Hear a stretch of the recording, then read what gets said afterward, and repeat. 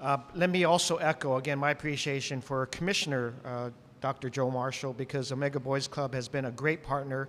They are a part of our effort to organize communities, to intervene as early as we can, and I totally agree with the Chief that these particular guns, if you look at them up front and close, you'll see they really shouldn't be in anybody's homes. They're designed to kill folks, and many of them military style. I think to bring home the real story here is Dr. Andre Campbell of our San Francisco General Hospital and also on staff at UCSF. He is at the forefront of the world-class trauma center that we have. And if you go day to day, and certainly with the 67 homicides that we had, with the numbers of bodies that have shown up and people that have shown up, many of which he saved, but many of which he couldn't save, that were victims of bullets and violence and gun violence in our city, you know that that's another good reason as to why we need to do as much prevention as we can. Dr. Campbell.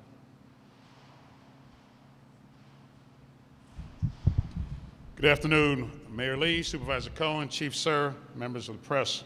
My name is Dr. Andre Campbell, and I worked at San Francisco General Hospital for the past 19 years as a trauma surgeon.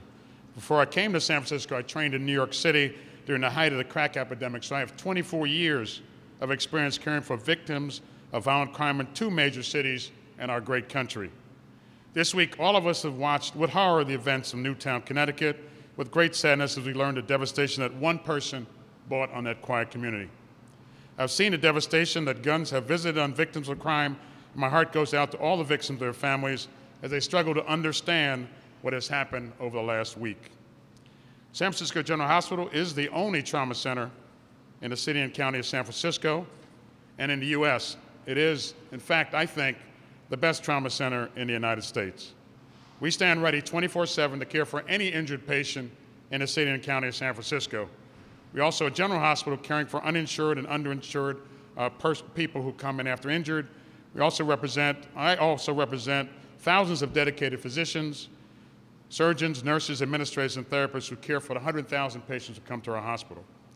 I've dedicated my life to providing care for injured patients in our community.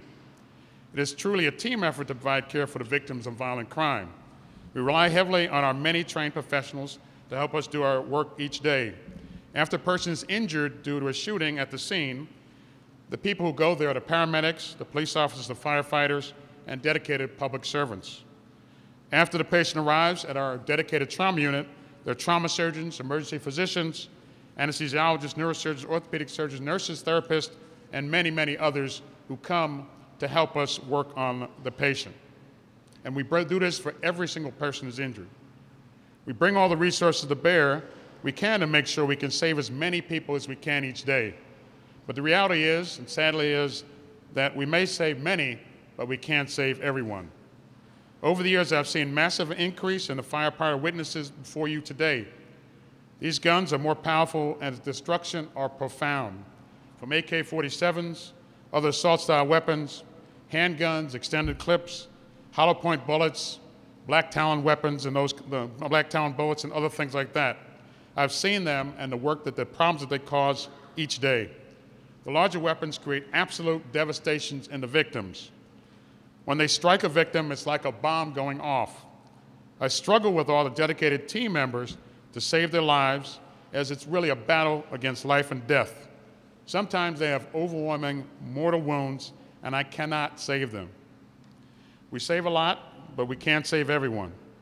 They have massive chest, abdominal, leg, head wounds that are the consequences of these large weapons in front of you. They are the victims, but their families that are also injured or have problems after the shooting. When a victim dies, it leaves a hole in the family.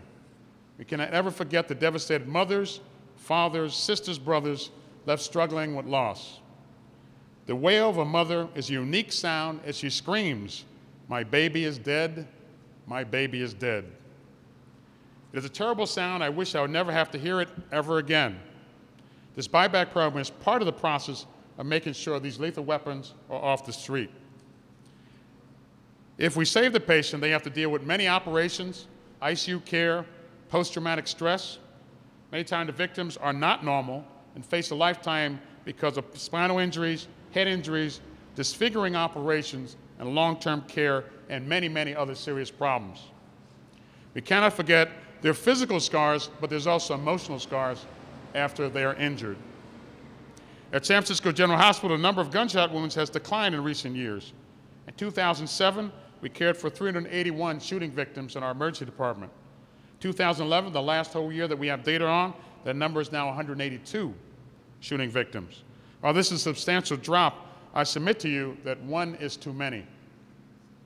These numbers represent the patients who are transported to the hospital, not the victims who died at the scene or do not come in for care.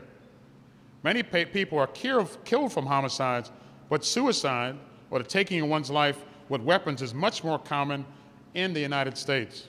It is a silent killer, since more than twice as many people die of suicide than homicide historically in the United States. There is an epidemic of violent crime committed with guns that is a serious public health problem that we must confront head on.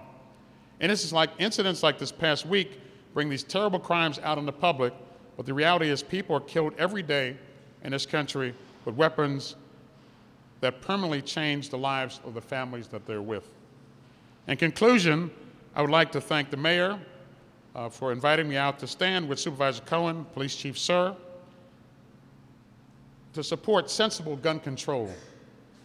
The Trauma Center stands ready to care for victims, but any initiative that can work to reduce the availability of guns, in my opinion, will make the streets in the cities and cities like San Francisco a much safer place to live. I thank you for your time this morning.